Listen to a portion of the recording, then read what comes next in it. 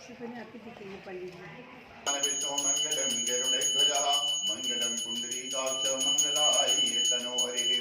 ओम सच्चिदानंद स्वरूपाय विष्णु विद्याधिहेतवे तापत्रय विनाशाय श्री कृष्णाय वयं नमः। ओम कृष्णाय वासुदेवाय हरे परमात्मने प्रणताकलेशनाशाय गोविंदाय नमो नमः। ओम वासुनां वासुदेवस्य वासुनां मूलत्रयम् सर्वभूत निवासिनां श्री वासुदेवा नमोस्तुते। अब श्री सत्यनारायण दत्त कथायाम प्रथमो अध्याय। आइए हम लोग भगवान की कथा सुने। उसके पहले मन और वाणी को पवित्र करने के लिए भगवान का नाम लेते हैं, फिर बाद में हम लोग कथा में प्रवेश करेंगे। चलिए सब लोग प्रेम से बोलिए ओम श्री नारायण नारायण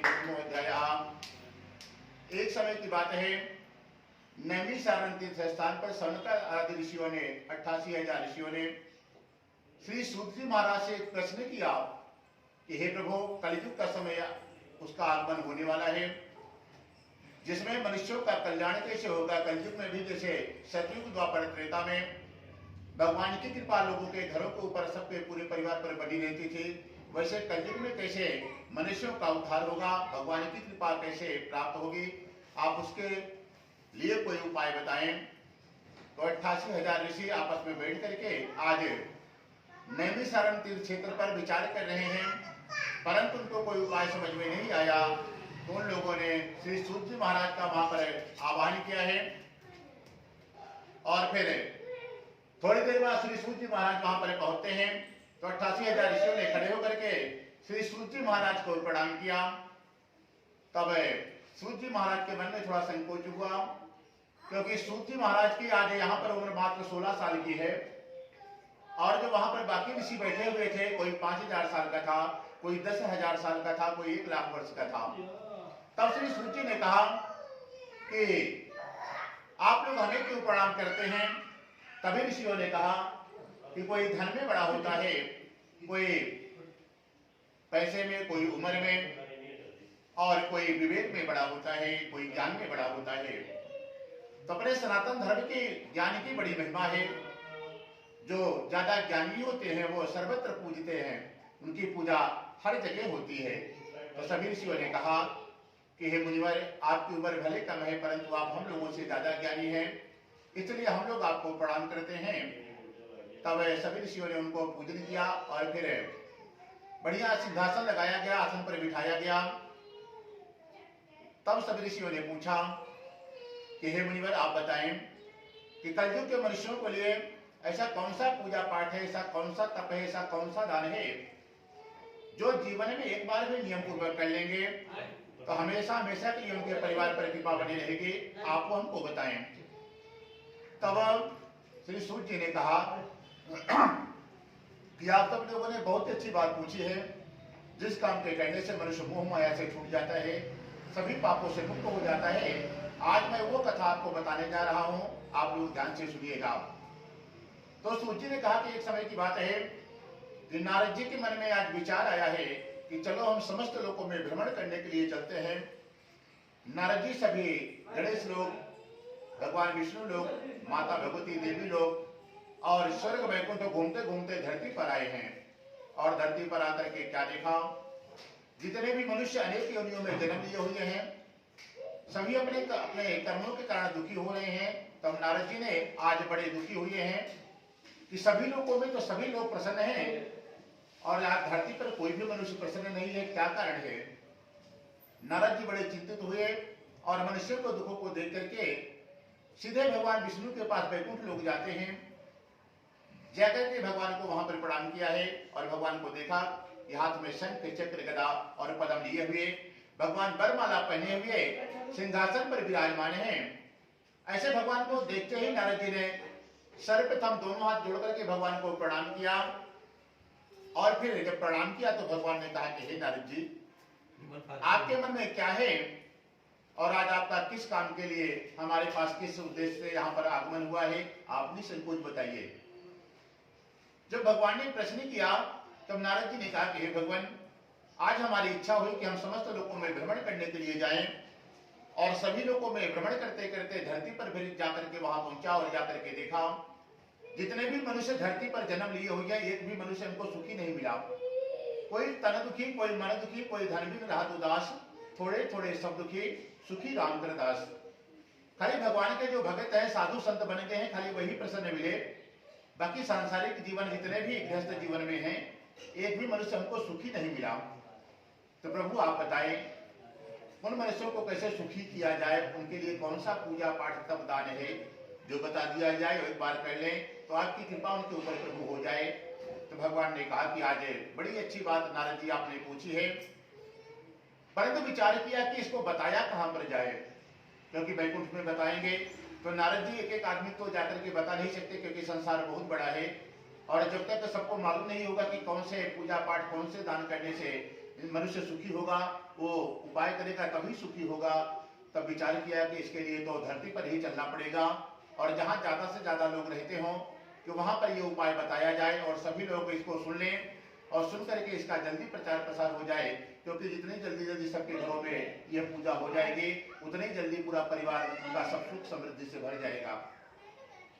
तो सुदर्शन जी ने कहा कि प्रभु आप कहां जाओगे पता लगाने, आप हमको आदेश दे दीजिए, हम जाते हैं धरती पर भ्रमण करते हैं, जो बढ़िया पवित्र स्थान होगा भी आकर के हम आपको सूचित करते हैं। आज सुदर्शन जी भगवान से आदेश लेकर के धरती लोक पर भ्रमण करते करते नैमी सारण पहुंचते हैं और नैमी सारण में जाकर के देखा है तो वहां पर 88,000 ऋषि बैठे हुए हैं और 88,000 ऋषि हमेशा भगवान का पूजा पाठ तब हवन यज्ञ आदि होता रहता है, इसलिए वो जगह भी बड़ा पवित्र था। तब सुदर्शन जी ने देखा तो सोचा कि यदि भगवान आकर के यहाँ पर बताएं तो यहाँ पर 88,000 ऋषि हमेशा रहते हैं, ये लोग इस उपाय को सुन लेंगे तो पूरी धरती पर इसका प्रचार प्रसार बहुत जल्दी हो जाएगा, क्योंकि उस जमाने में इंटरनेट का खोज नहीं हुआ था कि लाइव की व्यवस्था कराई जाए और पूरे संसार के लोग सुन करके उपाय कर लें। तो ज्यादा से ज्यादा मनुष्यों को इकट्ठा करना ही एक उपाय था। सुदर्शन जी ने देखा कि 88,000 ऋषि यहाँ पर हमेशा रहते हैं, तो जाकर के भगवान को सूचित किया कि प्रभु धरती पर एक ऐसा पवित्र स्थान है नैमिषारण्य जहाँ पर 88,000 ऋषि रहते हैं, प्रभु आप वहीं पर चलिए। और फिर आज नारद जी ने भी, सुदर्शन जी ने भी भगवान से प्रार्थना की है और भगवान आज धरती पर पधारे हैं। तो 88,000 ऋषि और सूर्य जी महाराज सबने भगवान का पूजन किया और पूजन करने के पश्चात सभी ऋषियों ने जब पूजन किया और पूजन करने के बाद भगवान को बढ़िया से एक सिंहासन लगाया गया, जैसे यहाँ पर विराजमान कराया गया है, बढ़िया आसन पर विराजमान कराया गया और आगे नारद जी बैठे हैं, शंकराचार्य ऋषि बैठे हैं और सभी लोग वहां पर बैठ करके भगवान के उस प्रश्न को सुनने जा रहे हैं कि भगवान कौन सा उपाय बताने जा रहे हैं जो मनुष्य जीवन में एक बार भी नियम पूर्वक कर लेगा तो हमेशा हमेशा के लिए लक्ष्मी नारायण की कृपा उसके परिवार पर बन जाएगी। तब नारद जी ने भगवान से प्रश्न किया कि हे प्रभु, सबसे पहले तो बताइए कि जो आप बताने जा रहे हैं संसार वाले इसको किस नाम से जानेंगे। भगवान ने कहा कि इसका नाम सत्यनारायण व्रत कथा होगा। फिर नारद जी ने भगवान से प्रश्न किया कि हे प्रभु, इसमें क्या विधि होगा, क्या सामग्री लगेगी, कैसे लोग इसका पूजन करेंगे। तो भगवान ने कहा कि पके केले के फल, शक्कर, घी, दूध, दही, गेहूं का चूर्ण लेवे और गेहूं के भाव में साठी का चूर्ण लेवे। और भगवान ने कहा कि जितना भी पदार्थ पकवान बढ़िया बढ़िया घर में बना सकते हैं बना करके भगवान के सामने अर्पण करें जब भी भगवान को घर पर आप बुलाएं। ऐसा नहीं खाली पंजीरी ही खिलाना है भगवान को, और भी पकवान आप जो बना सकते हैं उतना बना सकते हैं तो बनाइए और हो सके तो 56 भोग भगवान के लिए बनाइए। आप सुबह से तैयारी करिए और जिस दिन भी भगवान का आवाहन अपने घर पर करें, भगवान का पूजन करें, 56 भोग की थाली भगवान के सामने अर्पण करें, जिससे भगवान को बहुत प्रिय है वो 56 भोग। तो भगवान ने बताया कि जो भी पकवान बना सकते हैं वो पकवान बनाएं और इसका नियम होता है सत्यनारायण व्रत कथा है। इसमें व्रत का विशेष महत्व होता है। सुबह से शाम तक व्रत रखें, शाम के समय सुने तभी सत्यनारायण व्रत कथा होती है और जो दिन में सुन लेते हैं वो उनकी खाली सत्यनारायण कथा हुई। और भगवान ने सत्यनारायण व्रत कथा बताई थी, इसलिए व्रत के साथ इस कथा को करने से ही भगवान की पूर्ण कृपा उस परिवार के ऊपर होती है जो इस आयोजन को नियम पूर्वक करता है। और कहते हैं जब कथा हो जाए तो ब्राह्मण को भोजन कराना होता है। बाकी जितने लोग को आप बुलाए हैं भोजन की व्यवस्था हो तो भोजन कराइए, नहीं तो प्रसाद चरणामृत दीजिए। और सबको प्रसाद चरणामृत मिल जाए तो जो मुख्य जजमान होते हैं लास्ट में उनको भोजन करना चाहिए, जब सबको भोजन करा दें। और इसका एक नियम और होता है कि जब तक आप सोते नहीं है, जिस दिन भगवान की कथा को सुनते हैं तब तक भगवान के नाम को आपको स्मरण करते रहना होता है। मन में सीताराम सीताराम बोलते रहिए या श्रीमन नारायण नारायण का भजन करते रहे। ये जैसा नहीं कर पाओ तो घर पर भजन कीर्तन की व्यवस्था कर लो, पूजा हो जाए, सबको भोजन करा दो, खुद भोजन कर लो, तो भजन में बैठ जाओ और भगवान का खूब बढ़िया भजन करिए भगवान के सामने। और जब नींद आए तो जाके सो जाइए। खाली इतना ही इस कथा का नियम है। इतना कर लेने मात्र से ही आप संसार की जो भी पदार्थ सुख सुविधा आप मन में कामना करोगे भगवान से, वो सब कुछ भगवान आपको प्रदान कर देंगे जीवन में। इसी सत्यनारायण कथा प्रथम अध्याय। बोलो सत्यनारायण भगवान की जय। ओम श्रीमन्नारायण नारायण नारायण भजमन नारायण नारायण नारायण ये नाम विष्णु नारायण नारायण नारायण ये बोध नारायण नारायण नारायण ये न हरि नारायण नारायण नारायण ये न सत्य नारायण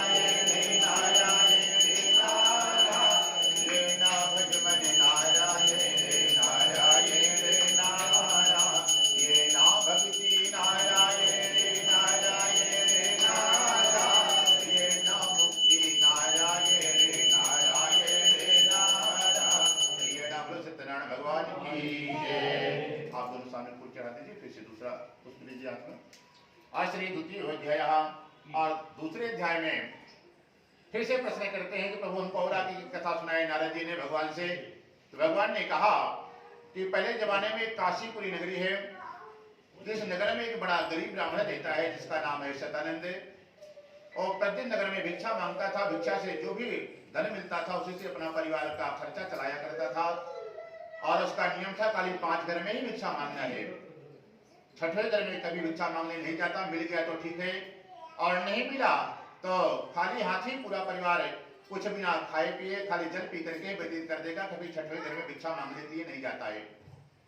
और उस ब्राह्मण के पास विशेष गुण और था, तो कोई उसको दान करता है तो बड़ा आशीर्वाद देता है, कोई अपमान कर दे उसको धक्का मार करके दरवाजे से भगा दे तो उसको भी खूब आशीर्वाद देकर के जाता था कि तुम्हारे यहाँ भी खूब धन की वर्षा हो, दूध से पूरा परिवार तुम्हारा घर भरा रहे, कभी कोई परेशानी नहीं हो। तो भगवान को आज बड़ी दया है कि बड़ा विचित्र ब्राह्मण है, इसके पास रहने के लिए न घर है, न पहनने का ढंग का कपड़ा है, न खाने की कोई व्यवस्था है। और इसको कोई अपमान कर दे तब भी ये प्रसन्न रहता है, और कोई सम्मान करे तब भी प्रसन्न रहता है। कभी ये चिंता दुखी नहीं होता है, किसी का अपमान से अपमानित नहीं होता है। यदि इसको क्रोध नहीं आता, क्रोध पर विजय पा लिया है।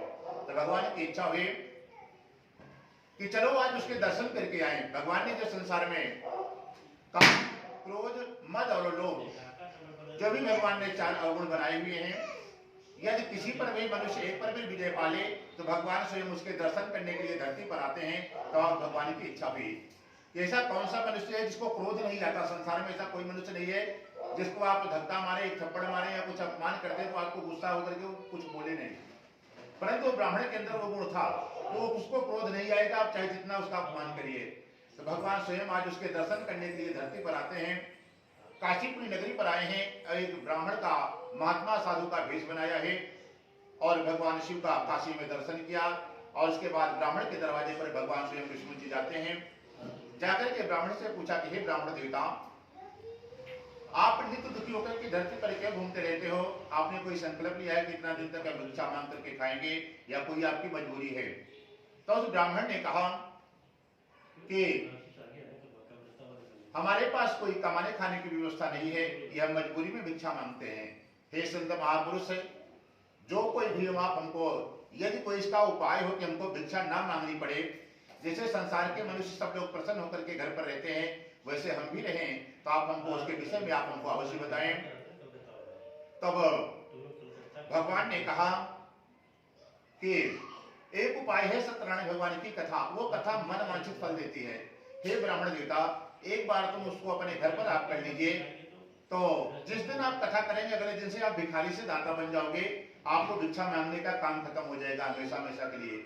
तब तो ब्राह्मण देवता बड़े प्रसन्न हुए हैं और भगवान से पूरा विधि उपाय पूछा। जो महात्मा आए थे, महात्मा जी ने जो भगवान विष्णु का स्वयं स्वरूप में जो वहां पर गए हुए थे, और फिर भगवान ने उनको पूरा उपाय बताया और पूरा उपाय सुन करके अगले दिन भगवान के सामने ही जो संत के भेष में भगवान गए थे, उनके सामने ब्राह्मण ने सतानंद ने संकल्प लिया कि इसको हम व्रत को कल ही करेंगे, क्योंकि बहुत दिन गरीबी झेलती हो गया, बच्चों को भरपेट भोजन नहीं मिलता है, पहनने के लिए नहीं कपड़े हैं, पूरा घर दुखी रहता है। यदि कथा करने से ही सारा सुख मिल जाएगा, इसको हम कल ही करते हैं। भगवान के सामने संकल्प लिया, भगवान ने पूरा उपाय विधि बता करके वैकुंठ लोक को चले जाते हैं। और उसके बाद फिर वैकुंठ लोक भगवान जब चले गए तो धीरे धीरे सुबह से शाम हुई और रात के समय ब्राह्मण देवता सोने के लिए गए तो उनको रात पर बिस्तर पर नींद ही नहीं आ रही है। उसने सोचा कि हमारे पास तो खाने तक की व्यवस्था नहीं है और हम तो भगवान के पूजन का संकल्प ले लिए हैं, अब कहां से भगवान के लिए फल प्रसाद लाएंगे, कहां से लोगों को बुलाएंगे, उनको क्या खिलाएं पिलाएंगे। आज ब्राह्मण देवता बड़े दुखी हुए, रात भर रोते रहे, भगवान से प्रार्थना करते रहे कि हे भगवान, आपकी पूजा कर पाना हमारे बस की बात नहीं है और जैसे भी हो हमको कल ही करना है आपकी पूजा, क्योंकि हमने उस संत के सामने संकल्प लिया है कि इसको कल ही करेंगे और पूजन सामग्री की धन की भी व्यवस्था आपको ही करना है। पूरी रात भगवान से रोता रहा, भगवान से प्रार्थना करता रहा और सुबह उठा है। 5 घर में जैसे भिक्षा मांगने के लिए जाता है, उसी तरह आज भिक्षा मांगने के लिए गया तो भगवान ने ऐसी कृपा कर दी, 5 घर में उनको बहुत सा धन दिला दिया, जिससे ब्राह्मण देवता आज बड़े प्रसन्न हुए हैं और भगवान को बारंबार प्रणाम करते हैं कि हे प्रभु, इसी नगर में इसी घर में हर दिन हम मांगने आते थे, आज तक इतना धन नहीं मिला हमको जितना आपने 5 घर में आज दिला दिया है। अब तो हमारी कथा भी हो जाएगी और भंडारा भी हो जाएगा और फिर जब बहुत सा धन मिल गया तो बढ़िया बढ़िया पके केले के फल, शक्कर, घी, दूध, दही, गेहूं का चूर्ण आदि सामग्री को लाए हैं और भंडारे की भी सारी व्यवस्था हो गई। बढ़िया बढ़िया पकवान शाम को बना है, बढ़िया 56 भोग भगवान के लिए थाली लगी और जो लोग आए थे जिनको बुलाए थे उनके भी भोजन की व्यवस्था कराई गई और भगवान का पूजन किया। भगवान की कथा में एक नियम होता है, जब कथा आप सुने, जो भी सुने, तो बाद में भगवान के चरणों में चढ़ाया जाता है, कुछ ना कुछ, फ्री में कथा नहीं सुननी होती है। तो आज ब्राह्मण देवता बड़े चिंता हुए कि हमारे पास तो कुछ है ही नहीं, हम चढ़ाएं क्या भगवान को, अब क्या दें, भगवान की कथा सुने हैं। तो उनको समझ में आया कि जिसको भगवान कुछ नहीं देते उसको गरीबी देते हैं, जिसके पास कुछ नहीं है उसके पास परेशानी गरीबी तो है, वो खाली हाथ वो भी नहीं है। उसने कहा कि हम अपनी गरीबी प्रभु आपके चरणों में चढ़ाते हैं, यही हमारे पास देने के लिए हमारा पर्सनल है। भगवान के चरणों में अपनी सारी परेशानी दुख चढ़ा देता है प्रभु हमारे पास देने के लिए, इसके अलावा कुछ नहीं है, हम अपनी गरीबी आपको चढ़ा देते हैं। और भगवान ने आज उसकी गरीबी को ग्रहण कर लिया है। और फिर अगले दिन फिर लकड़ा वो ब्राह्मण देवता पूजन के बाद विसर्जन किया गया, सबको भोजन भंडारा कराया गया। अगले दिन फिर से भिक्षा मांगने के लिए गए तो भिक्षा में ही भगवान स्वयं बहुत सा रत्न आभूषण मिलकर के किसी घर से दिला देते हैं, जिससे ब्राह्मण ने रहने खाने की सारी व्यवस्था बना ली और उसके घर की सारी परेशानी भाग गई और सब प्रकार के सुख भोग करके अंत में वो भी परम धाम को जाते हैं। बोलो सत्यनारायण भगवान की जय। उसी में कथा में फिर अगले बात पूछते हैं कि उस ब्राह्मण की कथा करने के बाद और कोई कथा किया है क्या, तो कहते हैं उसी नगर में एक लकड़हारा भी रहता था, वो भी बड़ा गरीब आदमी था। उसके बाद फिर लकड़ी बेचता था और कभी कभी तो लकड़ियां नहीं बिके तो पूरा परिवार खाली पेट ही सो जाता था। एक दिन की बात है, लकड़ी बेचते बेचते सुबह से शाम हो गई, आज लकड़ियां नहीं बिकी है और रास्ते में लकड़हारे को बड़ी जोर से भूख और प्यास लगी है और लकड़हारा सोच रहा है कि क्या करें, पास में कुछ धन भी नहीं है कि दुकान से खरीद करके खा सके, आज बड़ा दुखी हो रहा है। तब रास्ते में एक ब्राह्मण का घर दिखाई पड़ा, सोचा लकड़हारा कुछ मांग करके देखते हैं, कुछ मिल गया तो जलपान कर लेंगे, नहीं हर इच्छा नारायण की, जैसे भगवान की मर्जी होगी।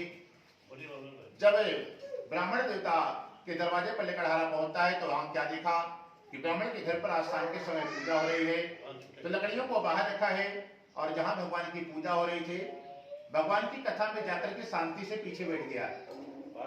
भगवान की कथा का एक नियम होता है कि जहां भी भगवान की कथा हो रही हो, कोई यदि भगवान की कथा में बाद में पहुंचे तो इतना शांति से पीछे जाके बैठ जाए कि बगल वाले को भी डिस्टर्ब नहीं हो कि आप वहां पर बैठे हैं। आपकी वजह से कथा जब डिस्टर्ब होगी तो उसका दोष लग जाता है उसको। इसके वजह से वो ब्राह्मण इतना शांति से लकड़हारा जाकर के कथा में बैठ गया और जब कथा हो गई, प्रसाद चरणामृत मिला है, उसके बाद लकड़हारा फिर आया, ब्राह्मण को प्रणाम किया और पूछता है कि हे ब्राह्मण देवता, इतने भाव से आप कौन सी पूजा कर रहे हैं और इसको करने से क्या फल मिलता है, आप हमको बताएं। तब कहता है कि पहले मैं इस नगर का सबसे गरीब आदमी था, हमारे पास रहने खाने की कोई व्यवस्था नहीं थी। हमारे घर कोई बार महात्मा जी पधारे थे, उन्होंने इस कथा की महिमा को बताई है और इस कथा की महिमा को हमने पहली बार ही अपने घर पर कथा का आयोजन नियम पूर्वक किया और भगवान ने इतना धन दे दिया कि रहने खाने की सब व्यवस्था पहली कथा में ही हमको भगवान ने इतना धन दिला दिया। जब ये बात सुना तो लकड़हारा बड़ा प्रसन्न हुआ और कहता हमको भी बता दें, क्योंकि हमारे घर पर भी गरीबी बहुत ज्यादा है, कुछ भी व्यवस्था न रहने की है, न खाने की, न बच्चों के कपड़े पहनने की, कोई सब तरह की दिक्कत है हमारे घर पर, आप हमको भी बताएं। तो पूरा उपाय ब्राह्मण से उसने भी पूछा कैसे कथा किया जाता है, क्या नियम है, क्या विधि है, क्या सामग्री है, पूछ करके लकड़हारा घर आया। उसने भी संकल्प लिया कि इसको हम कल ही करेंगे और जिस नगर में आज लकड़ी बेचने के लिए जाता है, बड़े लोग रहते हैं, उस नगर में भगवान के पूजन का संकल्प लेकर के गया तो 1 घंटे में ही सारी लकड़ियां बिक गई हैं। और फिर उसने भी भगवान को आज प्रणाम किया कि वहां पर हो, इसी नगर में हम हर दिन लकड़ी बेचने आते थे, कभी कभी हमारा एक बंडल भी लकड़ी नहीं बिकता था, आज 1 घंटे में ही सारी लकड़ियां बिक गई, आज की बहुत बड़ी कृपा है। तो उनको भी प्रतिदिन से 4 गुना ज्यादा धन लकड़ी को आज मिल गया है। तो उसने भी बढ़िया बढ़िया पके केले के फल, शक्कर, घी, दूध, दही, गेहूं का चूर्ण आदि समस्त सामग्री को खरीदा है।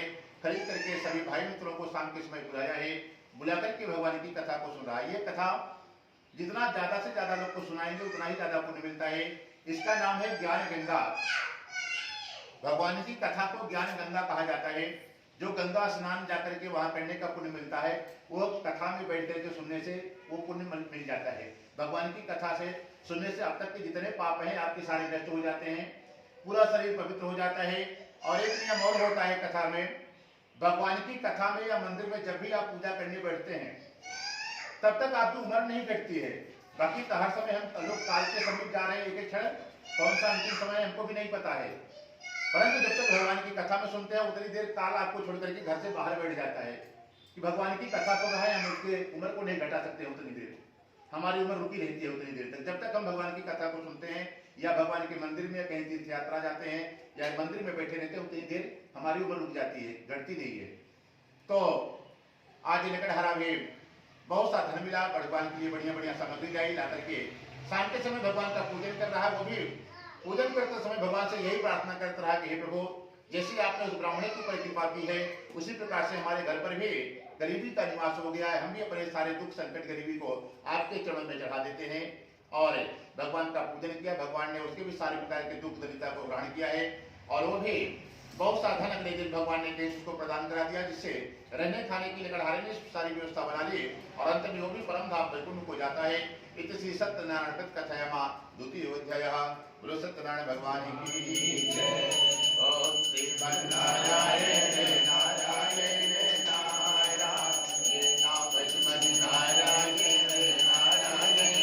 नारायण नाम विष्णु नारायण नारायण नारायण गोविंद नारायण नारायण नारायण राम नारायण नारायण नारायण कृष्ण नारायण नारायण जय नाम विष्णु नारायण नारायण नारायण सत्य नारायण नारायण नारायण। बोलो सत्यनारायण भगवान की जय। आज श्री आज तृतीय अध्याय, चलिए आज तृतीय अध्याय और तीसरे अध्याय में कहते हैं सभी ऋषियों ने पूछा कि हमको और आगे की कथा बताएं। तो कहते हैं पहले जमाने में उल्कामुख नाम का राजा है, राजा बड़ा ही धर्मात्मा है और उनकी पत्नी भी कमल के समान मुख वाली और वो भी सती व सावित्री हैं। राजा का नियम था कि राजा के पास बहुत सारा धन है, जो राजा के पास व्यवस्था होनी चाहिए, बहुत सारे सेवक हैं, परंतु जो राजा का नियम था कि जो भगवान की सेवा करनी है, भगवान के लिए पोछा मंदिर में लगाना है, दिया धोना है, वो सब अपने हाथ से ही करेगा, चाहे राजा करे चाहे रानी करे। कभी किसी को आदेश नहीं देता था कि आप जाकर के दिया जला दीजिए या भोग लगा दीजिए। राजा रानी ही अपने हाथ से करते थे भगवान की सेवा, बहुत धन होने के बाद भी। और उसके बाद आसपास जो मंदिर राजा के नगर में था, घर में पूजा करने के बाद राजा हर दिन घर से पकवान बना करके लेके जाता। पहले तो मंदिर के बाहर जितने गरीब लोग बैठे रहते उनको भरपेट भोजन कराता था राजा, और जिनके पास फटे पुराने कपड़े होते थे राजा हर दिन सबको कपड़े दान करता है, सूखा अनाज बांटता है और पूछता है हम आपकी क्या मदद कर सकते हैं और क्या चाहिए आपको हमसे। पूछ करके राजा सभी के दुखों को दूर करता, फिर मंदिर में जाता है और भगवान का पूजन अभिषेक करवाता कि हमारे नगर में कभी कोई बीमार नहीं हो, सब लोग सुख शांति से रहे, नगर में खूब बारिश हो, हरी भरी पूरी हमारे बगीचे रहे, सब चीज बढ़िया सा, सबका जीवन सुखमय रहे। उसके बाद ब्राह्मणों को पूजन करा के खूब दक्षिणा देता है, परंतु इतना कुछ दान पुण्य करता था, राजा कभी खुश नहीं रहता था, बड़े उदास भाव से करता था। तो एक दिन की बात है कि आज पुजारी ने पूछा कि राजन, हम आपको देखते हैं, आप हमारे मंदिर में आते हैं और आसपास जितने मंदिर हैं आप सब जगह जाते हैं और सब जगह ब्राह्मणों की सेवा करते हैं, गरीबों को खूब दान करते हैं, सबको भोजन कराते हैं हर दिन, और आप कभी खुश नहीं रहते, इतना उदास भाव से क्या करते हैं, क्यों ऐसा करते हैं आप? तो राजा ने कहा कि भगवान ने हमें सब कुछ दिया है, परंतु हमारे यहाँ संतान नहीं दी। भगवान सबको सब कुछ नहीं देते हैं।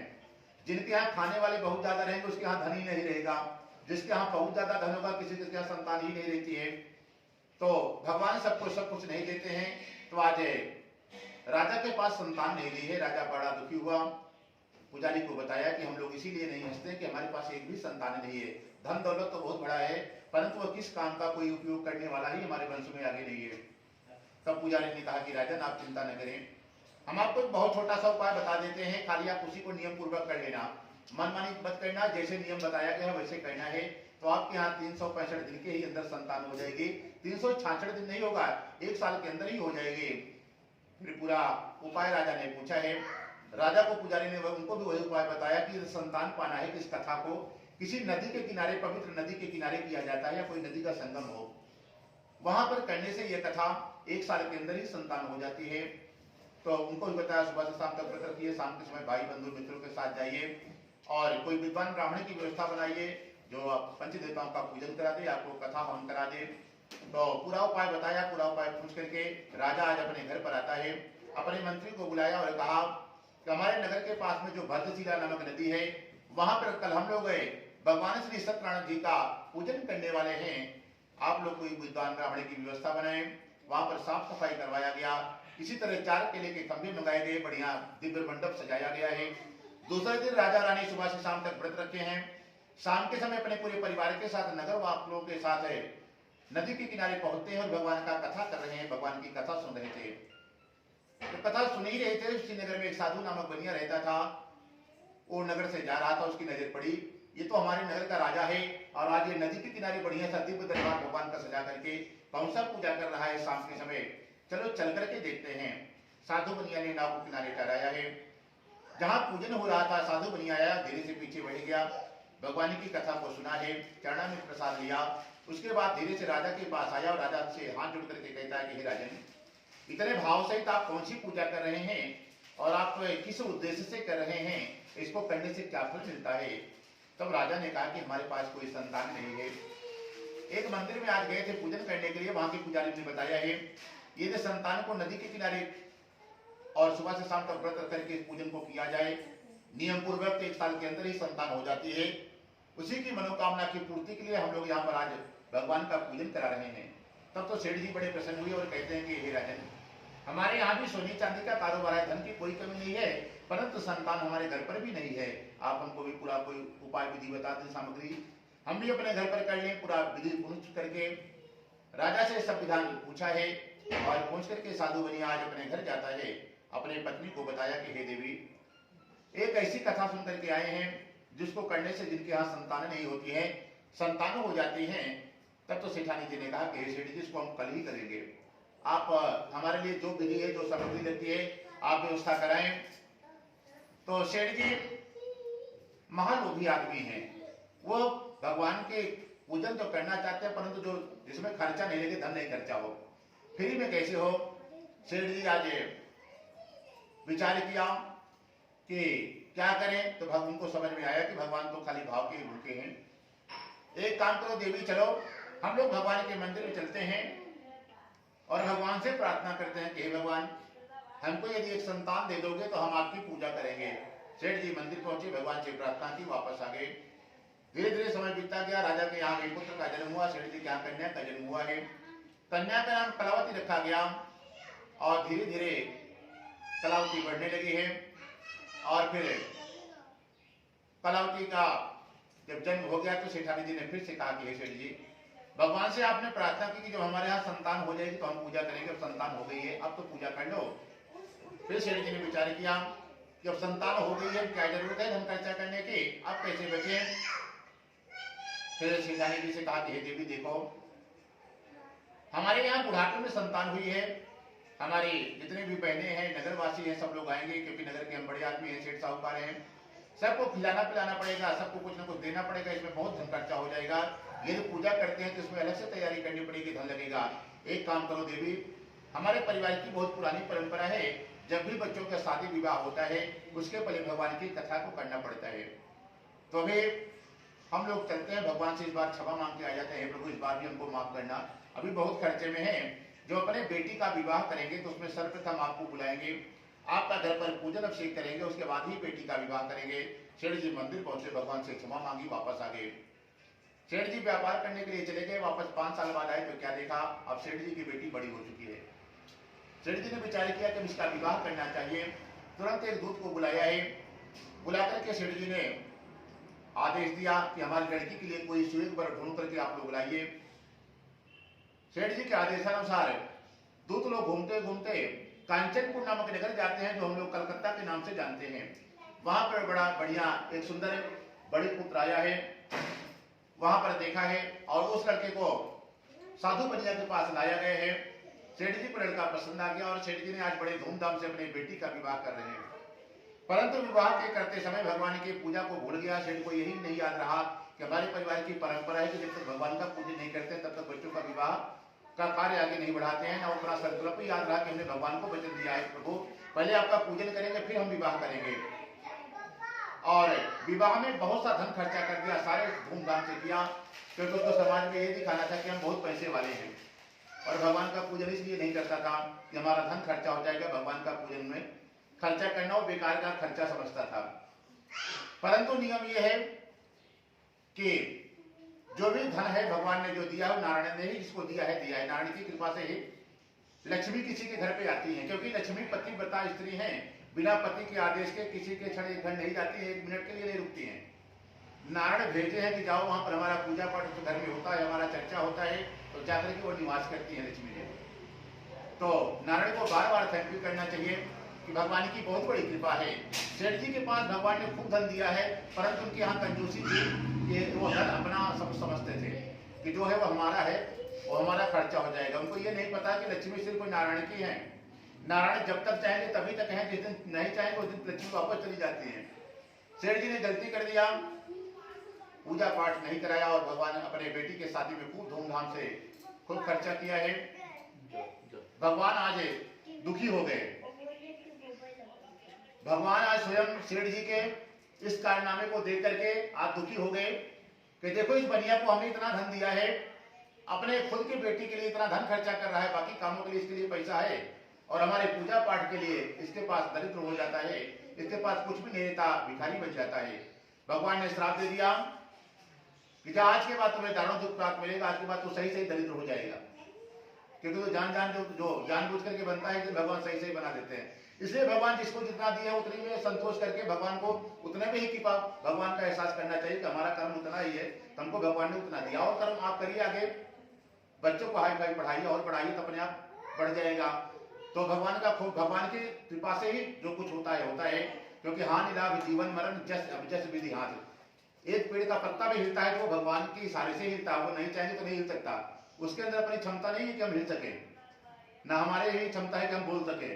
भगवान की कृपा है कि हम लोग बोल पाते हैं, भगवान की कृपा है कि हम लोग बैठे हैं, हाथ पांव आंख सब मजबूत भगवान ने स्वस्थ किया, भगवान का दर्शन कर सकते हैं। ये भगवान की बहुत बड़ी कृपा है। कितने लोग को तो दिखता भी नहीं है, कोई रोड पार करना जाना तो लोग कितना आशा है, तो भगवान की बहुत बड़ी कृपा है। जितना भगवान जिसको दिए हैं उसी में संतोष करके भगवान की कृपा को बार बार थैंक यू करना चाहिए। प्रभु बहुत बड़ी आपकी कृपा है, क्योंकि अपने से छोटे को देखे तब पता होता है कि हम कितना आगे हैं, भगवान ने हमको कितना कुछ दिया है। तो आज साधु बनिया भगवान के पूजन को नहीं किया, भगवान ने श्राप दे दिया कि आज के बाद से तुमको दारुण दुख प्राप्त मिलेगा, तुमको सुख मिलेगा ही नहीं। आज के बाद से विवाह का कार्य संपन्न हुआ। सेठ जी ने अपने जमाई को बुलाया और फिर कहते हैं कि बेटा चलो, शादी में बहुत धन खर्चा हो गया है, हम लोग फिर से व्यापार को प्रारंभ करते हैं। तो सेठ जी का काम था, सोने चांदी का कारोबार था, नाव में रखा है और व्यापार करने के लिए आज रत्नपुर नगर जाते हैं, जो हम लोग रत्नागिरी के जानते हैं, रत्नागिरी जिसको कहते हैं। सेठ जी कलकत्ता से रत्नागिरी पहुंचते हैं। भगवान का श्राप लगा हुआ था। जिस दिन ये सेठ जी नगर में पहुंचे हैं और पूरा दिन नाव चलाए थे, रात के समय सो रहे थे, तो भगवान ने क्या किया, उस नगर के राजा के यहाँ चोरी करा दी। राजा के धन को चोर लेकर के भाग रहा था। भगवान ने पीछे से सिपाहियों को भी खबर कर दिया, तुम्हारे राजा के घर पर चोरी हो गई है। सिपाही लोग चोर को पकड़ने के लिए दौड़े हैं। चोरों को मालूम हो गया कि अब धन लेकर के भागते हैं तो पकड़े जाएंगे, तो एक ने विचार किया कि धन को कहीं छिपा दे, पहले जान बचाते हैं, अगर जान बची रही तो फिर कहीं चोरी और कर लेंगे। तो रास्ते में धन छिपाने का कहीं जगह नहीं मिला, तो साधु बनिया की खाली नाव खड़ी हुई थी, नाव में ही चोरों ने सारा धन छिपा करके भाग गए। पीछे से राजा के सिपाही आए और सिपाही देखते हैं कि दो कौन सा हमारे नगर में आदमी सो रहा है। उसको सोते हुए देख करके सिपाही ने कहा कि लगता है यही दोनों चोर हैं, ये लोग जानबूझ करके सो रहे हैं, कौन है? राजा के सिपाहियों ने सोचा कि वही दोनों चोर हैं, तो एक ने कहा कि एक काम करो, पहले अगर चोर होगा तो धन को कहीं आसपास ही छिपाया होगा, क्योंकि हम लोग को आगे आगे ही दौड़ रहा था अभी। तो एक ने कहा तलाशी लो, मालूम चल जाएगा, धन भी कहीं आसपास मिला तो यही दोनों चोर हैं। जैसे तलाशी लिया, चोर ताजा ताजा साधु बनिया की नाव में धन छोड़ करके गए थे और तुरंत साधु बनिया को बंदी बनाया। सिपाहियों ने घसीटते हुए राजा के पास लाया। राजा से कहा कि हे राजन, यही दोनों आपके यहाँ चोरी की हुई है, किसका बच्चा भाई संभाल लो उसको। तब साधु बनिया को तुरंत सिपाहियों ने बंदी बनाया है और बंदी बना करके राजा के पास घसीट करके ले गया और कहा कि हे राजन, यही दोनों चोर हैं, आपके यहाँ चोरी किए थे, क्योंकि आपका सारा धन के नाव में मिला है। तो राजा ने कहा तुरंत इनको, राजा बार बार सफाई दे रहा है कि इनको खुद नहीं मालूम है कहां से धन आया, हम चोर नहीं है, परंतु जिसके पास भगवान क्रोध हो जाए, जिससे क्रोधित हो जाए, वो कितना भी सफाई तो कोई आपकी बात सुनने वाला नहीं है। जहां पर कृपा राम की हुई, ताप पर कृपा करे सब कोई। जब तक भगवान की कृपा है तभी तक सब लोग आपकी सुनेंगे, आपकी जय जयकार करेंगे। जिस दिन वो नाराज हो जाए आपसे, कोई बात सुनने के लिए नहीं तैयार है। राजा बहुत बड़ा आदमी है, साधु बनिया भी, सोने चांदी का कारोबार है, धन की कोई कमी नहीं है, परंतु बार बार सफाई दे रहा है और उसकी बात राजा नहीं सुन रहा है। राजा ने कहा सबसे पहले इसका धन छीन लिया जाए, सारा धन छीन लिया जाए और इसको कठिन से कठिन कारावास में डाल दिया गया है। सारा धन छीन लिया गया है और अगले दिन जो साधु बनिया घर पर करके आया है उसके यहाँ भी चोरी होती है और चोरी राजा के यहाँ चोरी होती है साधु बनिया के घर पर, और साधु बनिया के घर पर चोरी हो गया है और जो भी धन करके आया था साधु बनिया घर पर, सारा धन चोर लेकर के चले जाते हैं। घर पर गरीबी का निवास हो गया है, ना सोना चांदी, ना खाने का कुछ भी नहीं अनाज बचा है। आज पूरा परिवार दुखी हो रहा है।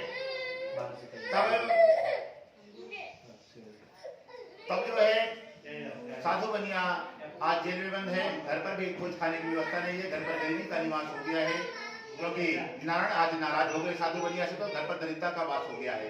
तो एक दिन की बात है कि खाए पीने 2-4 दिन बीता कि कुछ नहीं अनाज था, पानी पी करके बीता और माँ बेटी को शर्म लगती थी, हम लोग इतने बड़े हैं, किसी का हम माँ बेटी लोग हंसी उड़ाएगा, क्या करें।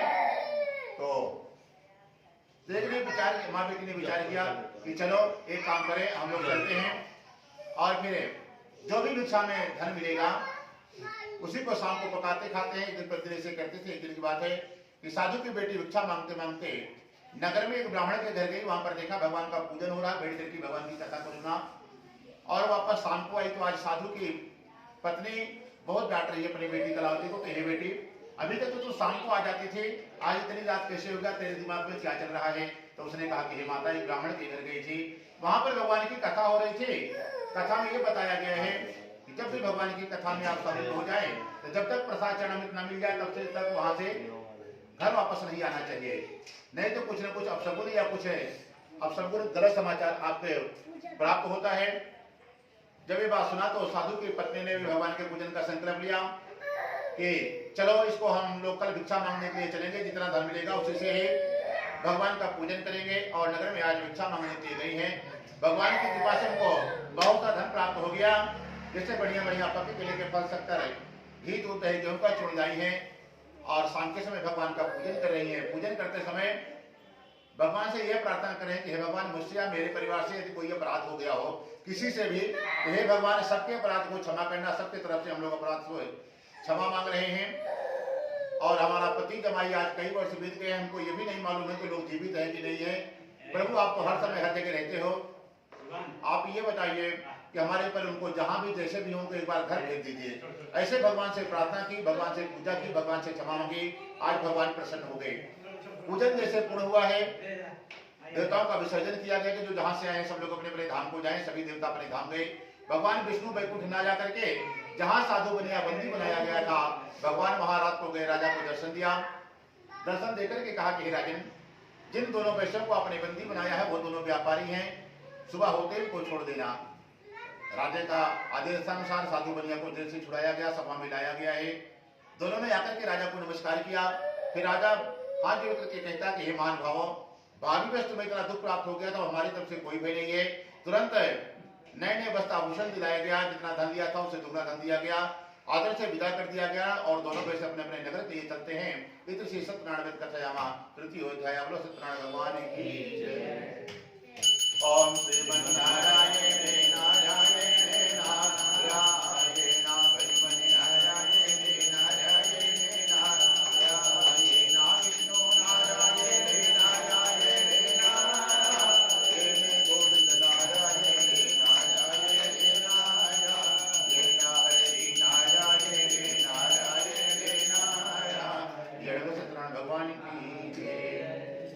चतुर्थ अध्याय। भगवान जब नाराज हुए तो साधु बनिया के पौक को जेल में डला दिया, जमाई को भी जेल में डला दिया, जो घर में रखा था वो भी सब धन चला गया, नष्ट हो गया, छोड़ लेकर के चले गए। माँ बेटी ने घर पर पूजन किया, भगवान से क्षमा मांगी, भगवान प्रसन्न भी हो गए। कोई ज्यादा परेशानी आए तो कोई परेशान भी होता तो भगवान की इच्छा से ही होता है, तुरंत भगवान की शरणागति ले लो, उनके पैर पकड़ लो, भगवान से क्षमा मांग लो तो भगवान कृपा कर देते हैं। जितना देरी से जाओगे उतना ज्यादा परेशानी बढ़ जाएगी, क्योंकि हानि लाभ जीवन मरण जस अभिजस विधि। हाँ, 6 चीज उन्हीं के पास में है, किसको सुख देना है, किसको दुख देना है, किसको परेशान करना है, किसको सुखी रखना है, सब उनकी इशारे से ही होता है। तो आज भगवान ने, माँ बेटी ने क्षमा मांगी, भगवान ने प्रसन्न हुए, क्षमा कर दिया, जेल से छुड़ा दिया है, धन भी राजा से 2 गुना दिला दिया। भगवान की आज इच्छा हुई, जिसके पास ज्यादा धन रहता है वो लोग के दिमाग में क्या चलता है, भगवान की इच्छा हुई इसका परीक्षा लिया जाए। साधु बनिया को हमने धन तो फ्री में दिला दिया, खूब सोना चांदी बिना व्यापार के 2 गुना। अब इस बनिया के दिमाग में चल क्या रहा है, यानी फ्री का धन किसी को मिल जाए अचानक खूब ज्यादा सोना चांदी, तो आदमी पागल हो जाता है, तो होश में रहता है, भगवान की इच्छा हुई इसको जानकारी करे। तो भगवान ने ब्राह्मण का भेष बनाया, फटे पुराने कपड़े पहन लिए, गरीब आदमी का भेष बना लिया, माथे पे टीका चंदन बढ़िया सा चोटी रखी, हाथ में डंडी लिया और सीधे सीधे साधु बनिया जहां पर नाव में सोना चांदी रख करके घर के लिए जा रहा था, भगवान साधु बनिया के पास जा रहे हैं। और साधु बनिया भी देख रहा है कि लगता है इनको कोई बड़ा भी समझ करके ये ब्राह्मण हमारे पास आ रहा है कि तन पर फटे पुराने कपड़े हैं, हो सकता है कपड़े दान कर देगा, नहीं कुछ खाने पीने के लिए अन्न दान कर देगा, ब्राह्मण का भला हो जाएगा। परंतु हम तो महाकंजूस आदमी है, इस ब्राह्मण को कुछ भी नहीं देने वाले हैं। भगवान थोड़ी देर पर साधु बनिया के सामने प्रकट हो गए और भगवान जो देते हैं उसी की परीक्षा लेते हैं उसकी। भगवान ने सोना चांदी दिया था तो भगवान ने साधु बनिया से पूछा, सेठ जी तेरी नाव में क्या रखा हुआ है? जैसे इतना प्रश्न किया, सेठ जी इतना तेज से डांटे ब्राह्मण को, भगवान को, कार्य दरिद्र ब्राह्मण क्यों पूछता है, क्या धन लेने की इच्छा है? मेरी नाव में बेल पत्ता भरा हुआ है। भगवान हाथ जोड़ लिए, वो तो यही देखना चाहते थे कि बड़ा आदमी कैसे गरीब आदमी की इज्जत करता है और फ्री का धन मिल जाए तो कितना गर्मी रहती है उसके पास। भगवान को ही डांट बैठा ब्राह्मण समझ करके।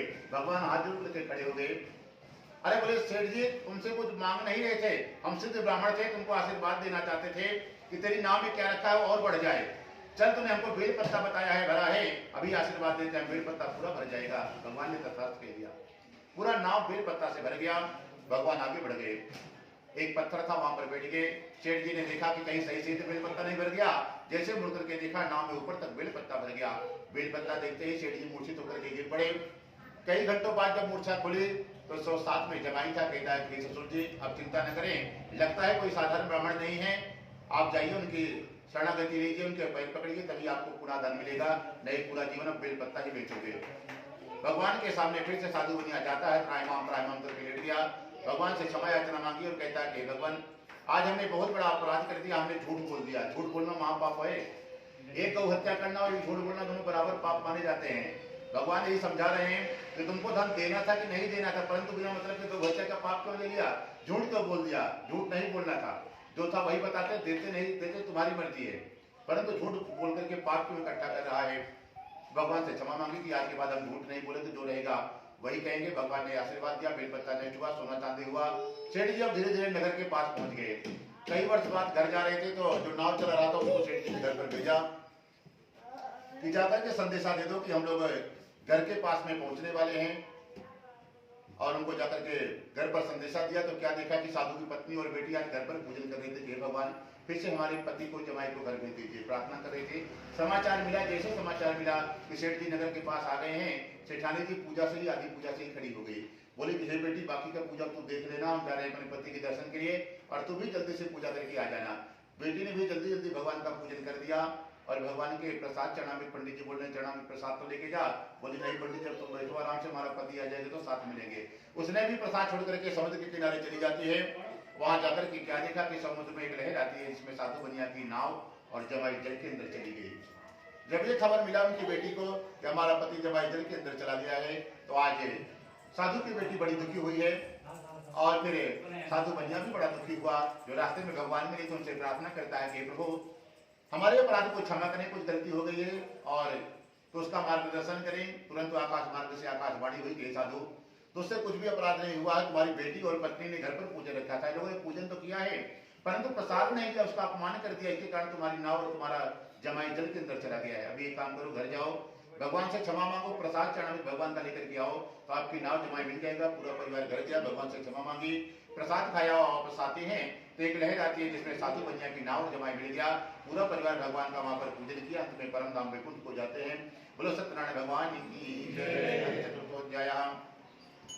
ओम श्रीमन्नारायण नारायण नारायण भजमनि नारायण नारायण नारायण विष्णु नारायण नारायण नारायण गोविंद नारायण नारायण नारायण श्रीमन्नारायण नारायण नारायण। बोलो सत्यनारायण भगवान की जय।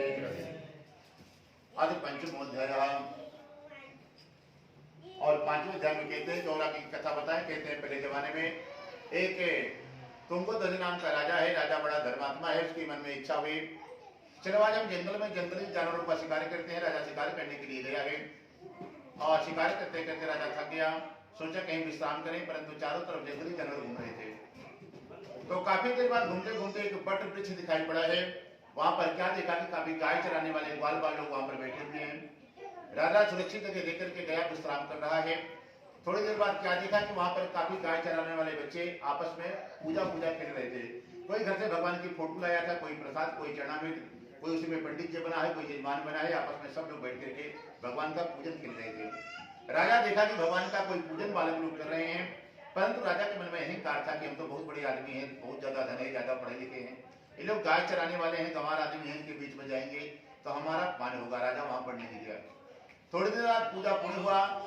बालकों ने विचार किया कि पहले हम राजा को प्रसाद देते हैं, फिर बाद में हम लोग ग्रहण करेंगे। तो एक छोटा सा बालक भगवान के प्रसाद को लेकर के राजा को देने के लिए गया। राजा के मन में वही अहंकार था कि हम बहुत बड़े आदमी हैं, कैसे छोटे जात के गाय चराने वालों के हाथ का प्रसाद खाएं, क्योंकि जो गाय चराता है उसको लोग बहुत छोटा आदमी समझता है, जो कुत्ता उत्ता चराता है ना उसको बहुत बड़ा आदमी समझता है। तो राजा के मन में वही अहंकार था कि हम तो बड़े वाले हैं, हम गाय चराने वालों के बीच में क्यों जाएं।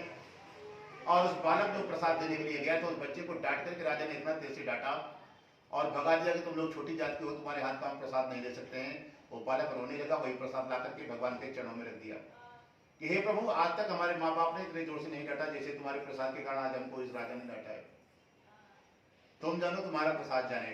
भगवान आज बड़े दुखी हुए कि हमारे प्रसाद के कारण इस हमारे भक्त का अपमान हो गया। बालक भी रो रहा था। भगवान भी अपने भक्तों के दुखों को नहीं देख पाते। जितना छोटा भगत होगा भगवान का, ध्रुव प्रहलाद जी 2 साल 3 साल से ही भगवान हर दिन मिलते थे।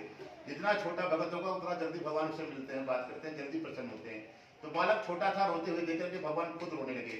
और भगवान जब रोए तो उनकी आंख से आंसू नहीं निकला, अग्निदेव प्रकट हो गए। अग्निदेव को आदेश दिया कि जाइए, इस राजा को अहंकार हो गया है कि हमारे पास बहुत ज्यादा धन है, हमारी पत्नी बहुत खूबसूरत है, बच्चे अच्छे अच्छे हैं, नौकर चाकर है, इसलिए ये काम करो, जाओ इस राजा के नगर में इसकी पत्नी बचे, न बेटा बचे, न माँ बाप, सब कुछ जला करके खत्म कर दो। जो इसके पास कुछ नहीं बचेगा तब इसको समझ में आएगा, इन बच्चों से भी गरीब हो जाएगा, तब इसकी आंख खुलेगी राजा की। क्योंकि हम रामावतार में स्वयं आए थे, भगवान कहते हैं हमने शबरी के जूठे बेर खाए हैं। शबरी सबसे छोटी जाति होती है, हमने उसके जूठे बेर खाए हैं। इसको तो जूठा भी नहीं लोग खिला रहा था, बालक लोग तो प्रसाद खिला रहा था, भगवान का भोग लगा करके उसका अपमान कर दिया। और हमने इसको धन दिया है, थोड़ा सा धन दे दिया, उसी में पागल हो गया है। हम तो पूरे विश्व के राजा थे, बन करके गए थे। तुरंत अपनी देर पहुंचते हैं, पूरे राज्य को जला करके समाप्त कर दिया राजा को। राजा थोड़ी देर बाद नगर पहुंचा, देखा यहीं से गए थे हमारा माँ बाप, पत्नी, बेटा सब कहाँ चला गया, सब जल करके मिट्टी में मिल गया, कुछ भी नहीं है। और सब ठंडा हो गया, जैसे हमेशा से ऐसे था।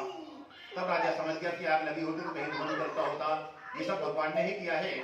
तुरंत राजा जंगल की तरफ भागता है जहाँ बालक लोग पूजा किए थे। बालकों से क्षमा मांगी है, भगवान से क्षमा मांगी, फिर प्रसाद मांग करके खाया, वापस नगर आया। तो भगवान को दया है, चलो राजा ने हमारे भक्तों से क्षमा मांग ली है, उनके ऊपर कृपा कर देते हैं। उसके पहुंचने के पहले विश्वकर्मा भगवान को भगवान ने भेज दिया।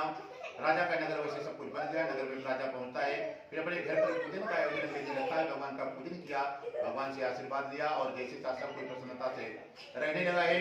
जो भी मनुष्य से परम दुर्लभ को करता है भगवान की कृपा से उसके जीवन में कभी धन धान की कमी नहीं होती, न उसके पास कभी धन कम पड़ेगा, न खाने पीने की व्यवस्था कम पड़ेगी जीवन में। जिन्होंने एक बार भी शाम के समय नियम पूर्वक इस कथा को पढ़ लिया है और जिनके यहाँ संतान नहीं होती है, संतान होने लगती है और सब प्रकार के मनोरथ पूर्ण होकर के अंत में वो वैकुंठ को जाता है, कभी नरक नहीं जाना पड़ता है उसको। तो कहते हैं प्रभु सब तो ठीक है, इनके पूर्व जन्म की जिन्होंने कथा की है उनके दूसरे जन्म की थोड़ा सा कथा हमको बताएं।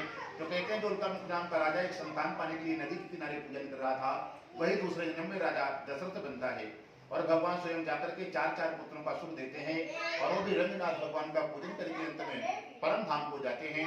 और कहते हैं जो लकड़हारा था वो कौन बना है, कहते हैं वो दूसरे जन्म में निषाद राज बनते हैं और दूसरे जन्म में लकड़ियों का ही कारोबार था निषाद राज का, गंगा के किनारे रहते थे और उन्होंने भी भगवान के राम के चरणों को धुल करके वो भी परम धाम को जाते हैं।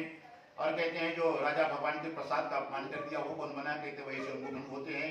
बहुत से भक्तों को भगवान की भक्ति में लगा करके वो भी परम धाम को जाते हैं। तो कहते हैं प्रभु सब तो ठीक है, साधु बनिया का क्या हुआ, कहते हैं साधु बनिया जब से भगवान का दर्शन कर लिया था उसी दिन से कंजूसी को त्याग दिया था। कोई भी साधु ब्राह्मण रास्ते में मिल जाए बिना दक्षिणा दिए पैर खाली हाथ पैर नहीं छूता था, सबको प्रणाम करता और जीवन की मुक्ति का उपाय कर लिया था।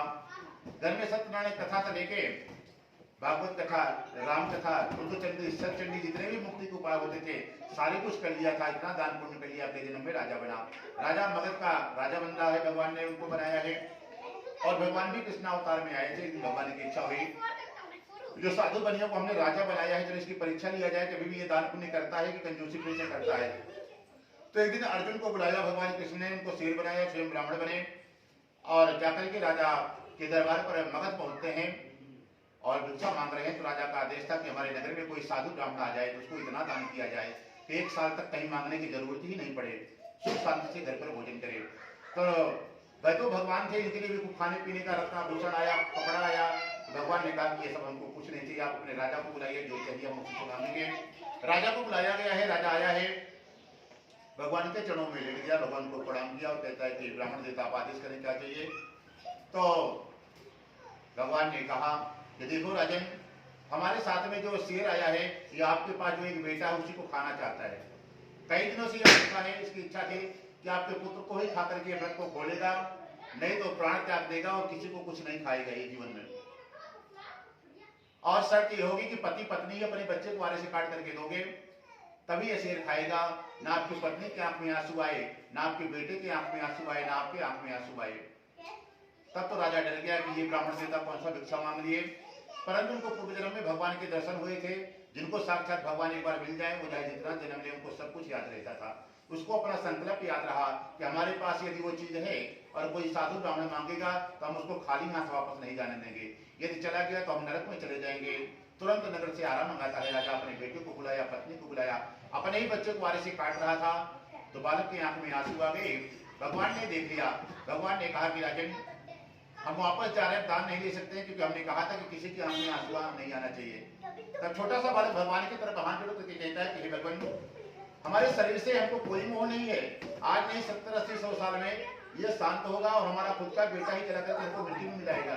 ये मिट्टी का शरीर है, फिर मिट्टी में मिल जाएगा। आज नहीं कल ये मिट्टी में मिलना ही है। एक काम करो, आपने बायां भाग मांगा, दाहिना भाग मांगा था, बायां भाग खाली कटा हुआ किस काम में आएगा? हमको दुख इस बात का था कि पूरा शरीर यदि आप दान में ले लेते तो हमारा जीवन हमारा हो जाता। खाली हमको इसी बात का दुख हुआ, इसीलिए हमारे आंख में आंसू आया। एक छोटा सा बालक भगवान के सामने हाथ जोड़ करके कहा तो भगवान इसी तरह शंख चक्र गदा लेकर के प्रकट हो गए और भगवान ने कहा कि राजन बस करो, जितना बच्चे को काट दिया तुरंत पूरा शरीर फिर से बच्चे का जुड़ गया, आरा साइड में पाया। और भगवान ने कहा कि राजन वरदान मांगो। हमने इतनी कठिन परीक्षा किसी की नहीं दी, तुम्हारी दी और तुम पास हो गए। तो राजा ने कहा कि देखो यहाँ के राजा हम हैं और अभी थोड़ी देर पहले आप ब्राह्मण बन करके आए थे। हमने आज तक ब्राह्मण से कभी कुछ लिया नहीं है, खाली ब्राह्मणों को दिया ही है। हमारा नियम है, हम आपसे नहीं ले सकते हैं। तब तो भगवान ने कहा कि हमारा अपमान हो जाएगा, हम साक्षात नारायण है, तुम्हारी परीक्षा लेने के लिए आए थे। तब साधु बन हाथ जोड़ करके कहता है प्रभु आपका अपमान नहीं करना चाहते, यदि वरदान लेना ही चाहते तो आप वरदान दे दो कि जो भी तुम्हारा भक्त होगा आज के बाद कभी ऐसी परीक्षा मत लेना जैसे हमारे लिए। भगवान ने आशीर्वाद दिया कि आज के बाद जो भी हमारा भक्त बनेगा कभी उसकी ऐसी परीक्षा नहीं लेंगे। भगवान ने कहा कि एक काम करो, जिस जगह में तूने परीक्षा दिया है आरे से, जाओ इस क्षेत्र को आज से हम आरा घोषित कर देते हैं। उसी दिन से बिहार का एक क्षेत्र आरा हो गया। बोलो सत्यनारायण भगवान की जय। क्योंकि भगवान का नियम है, आशीर्वाद जो भी तपस्या करता है परीक्षा लेकर उसको कुछ न कुछ देते हैं। तो भगवान ने किया कि तुम्हारे नाम से आरा के नाम से जाना जाएगा। अपने बच्चे को वहां से काट करके आरे से परीक्षा दिया था। ओम श्रीमन्नारायण नारायण नारायण भजमनि नारायण नारायण नारायण माता नारायण पिता नारायण माता नारायण पिता नारायण भजमनि नारायण नारायण नारायण भजमनि नारायण नारायण ब्रह्मा नारायण विष्णु नारायण ब्रह्मा नारायण विष्णु नारायण शिवजी नारायण नारायण नारायण भगवती नारायण नारायण नारायण सूर्य नारायण चंद्र नारायण सूर्य नारायण चंद्र नारायण तारे नारायण नारायण नारायण भगवती नारायण नारायण नारायण नारायण महानारायण नारायण महानारायण जहाँ देखो वहाँ नारायण नारायण भगवती नारायण नारायण नारायण मुझ में नारायण तुझ में नारायण मुझ में नारायण तुझ में नारायण सब में नारायण नारायण नारायण भगवती नारायण नारायण नारायण। सत्यनारायण भगवान की जय। बोलो आज के आनंद की